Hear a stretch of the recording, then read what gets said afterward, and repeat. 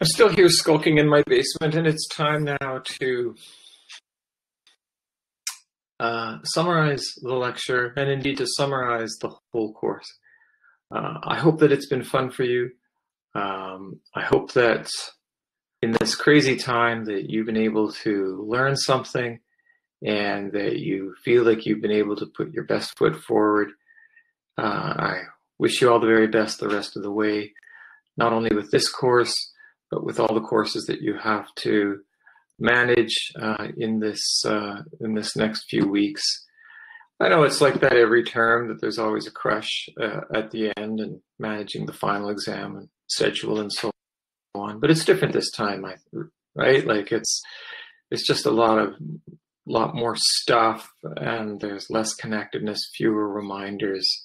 You're not physically getting on the bus or however you do it, making your way to campus and doing the stuff that has to be done and all of that. You're doing it all remotely, so it's challenging. All right, let's summarize what we've done this week. Let me change screens again and get to that.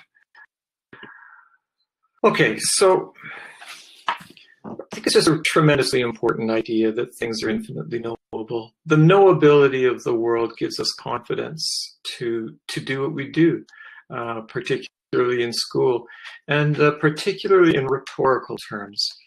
It gives us a sense of the dignity of doing rhetoric. So there's a confidence that rhetoric truly does belong to the word. There's an elevation. We saw it in Augustine. We saw it again in Thomas. An elevation of the place of language and the idea of the logos. And there's a bright abyss, an abyss of light, not of darkness, not of futility, not of meaninglessness, but of dazzling brilliance that can give us hope and confidence and some kind of assurance that what we do intellectually is meaningful.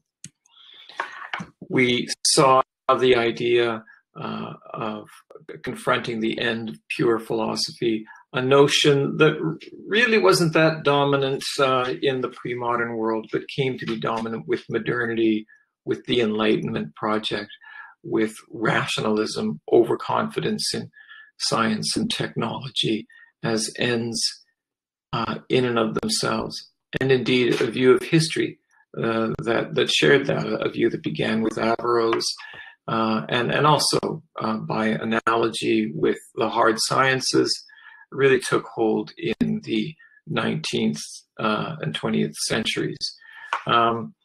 But Thomism and existentialism alike spell an end for that overweening confidence. Really love this quotation from the last pages of the Pieper book. The fullness of truth can never be grasped by a neutral and indifferent mind, but only by a mind seeking the answer to a serious and urgent existential problem. So Pieper would have you throw yourself into your time, would have you not try to seek some kind of a pristine place where you're detached from everything and from there can decide what's what. No, his notion, following Thomas and following Augustine, is that you only encounter the fullness of truth in the midst of your life and in the midst of the circumstances in which you find yourself. And as you try to make a difference, as you try to resolve or contribute to the solution of an existential problem, in that context, you can encounter the fullness of truth. It's a notion that does justice to the discussion of the eventedness of truth and our human finitude that we've been discussing throughout this course, and especially in the first half of this course. Okay, now let's think about that. Let's think about the course as a whole. And I've got a number of points here that I want to make. So this slide, by the end of it, will look pretty full. All right. So first point, in 309A, rhetoric is indebted to a different ontology than what you might have assumed coming in, based on our modern situatedness and the things that we take for granted. The whole picture of the world is different. The ontotheological synthesis involves a fundamentally different attitude towards the interpenetration of the realms of the divine, the anthropic, and the physical. This is the notion of a belonging to, participation in, or coherence. And it yields a rich understanding of language as charged. Language itself bears the impress of this understanding of reality, is part of it, is caught up in it.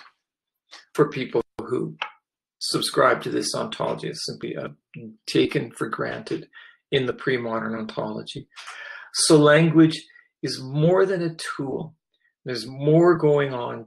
There's more going on in it, and their attitude is fundamentally different than those who want to say that language is just a tool. We start with that recognition of difference. And you want to be very careful about saying, well, they thought that then, but we know better now.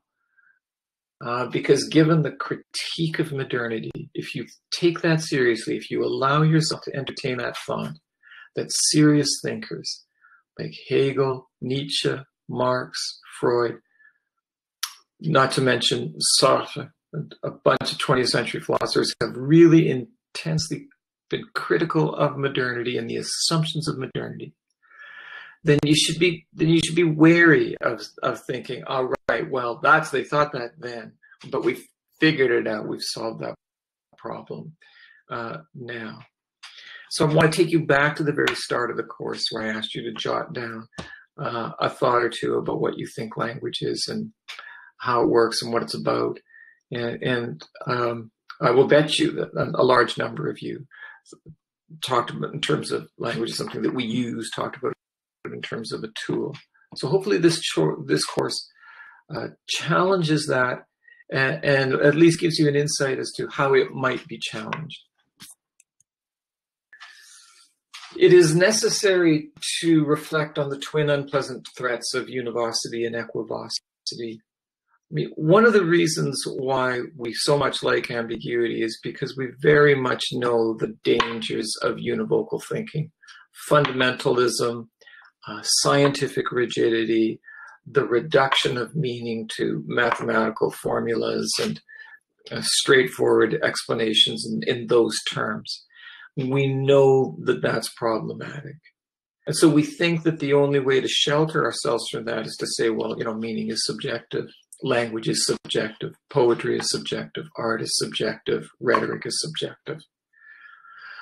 But pure equivocity doesn't really get us very far. We might have the comfort that we aren't fundamentalists, but really, what have we gained?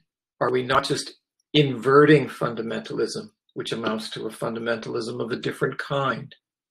Isn't equivocity itself a kind of rigidity?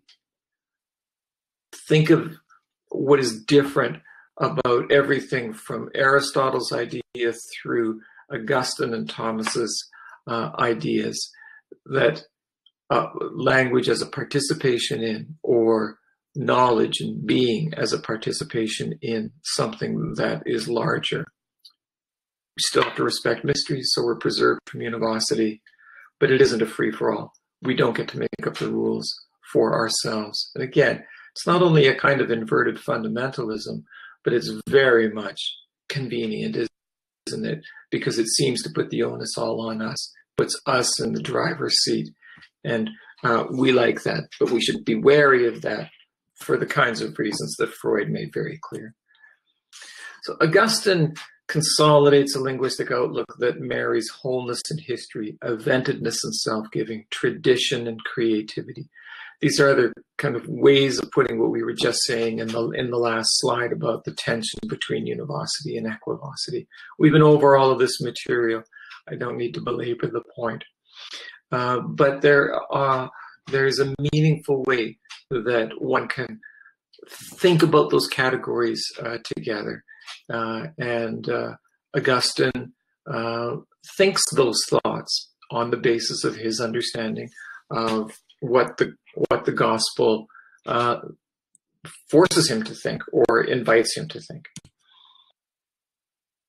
So things then in this environment, including the forms of things, are infinitely knowable. The rhetorician has a place in this reality. We are not second-class citizens where the real action and the real research dollars, and of course, the funded grants are so much given to or belong to the STEM disciplines. No, the rhetorician creatively uncovers hidden dimensions of the real. And in doing that, deserves our attention, and we ourselves can have confidence that we have something to contribute to real society down on the ground in its true sophistication. The modern paradigm, as we've been saying, is vulnerable to critique. We cannot simply rest on our laurels. We cannot say that, well, I just want to fit into what is, because what is incomplete and presents certain challenges, its own limitations, and certainly there are challenges of our time, our day and age, that leave you as individual rhetoricians the forum and the opportunity for making genuine contributions. So there are existential questions that need to be taken up and need to be taken up in rhetorical terms. I think that's my last point, but let's just see. Yes, that is my last point. Let me just come back to my other slide. Might not make any difference to you, but now I can see myself seeing you. And let me just close by wishing you well on the little test that I'm going to put up by Wednesday evening for you to complete by next Monday evening. And let me wish you well on the essay that you're going to write for me. This course usually generates lots of creative topics. And I really hope to see some excellent essays that I can recommend that you put forward for various prizes. I would love for a student in this course to win the Hibbert Prize for the best essay on Shakespeare. I really think that it could happen. Hasn't happened yet, but I really think that it could happen. So, as I've said, good luck the rest of the way this term, and I hope you're able to have a meaningful, restful break over the Christmas holidays. All right, bye for now.